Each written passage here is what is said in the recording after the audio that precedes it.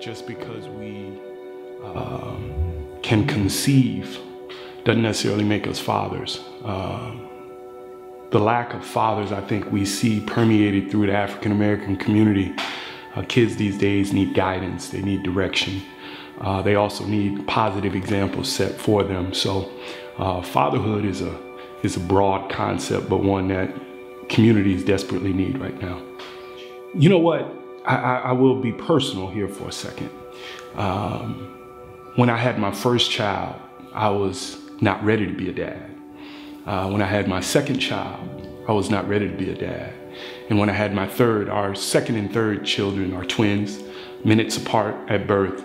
But sadly enough, I was not ready for the responsibility of being a dad. Being brought up by my dad, extremely hard worker, worked 2-3 jobs at a time. But there were things that I don't feel I necessarily got from him.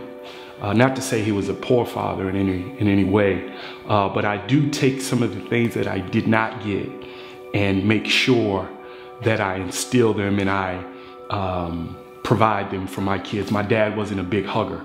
I'm a huge hugger with my kids, my little ones especially. I kiss my children. I show affection with my kids. I'll cry in front of my children. Not a lot. But I'm very affectionate with my kids. I just, this is not an indictment against my dad, but I make sure that things that I don't feel I received as a kid, I make sure I pass them along to my children. My oldest son, 17 years of age, he's actually about to be 18.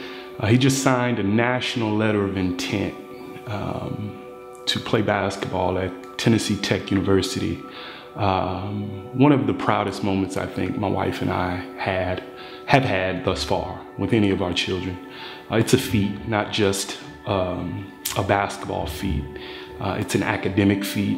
To be able to have tuition paid for, to have all of his hard work on the basketball court be rewarded in such a fashion, just an absolute blessing.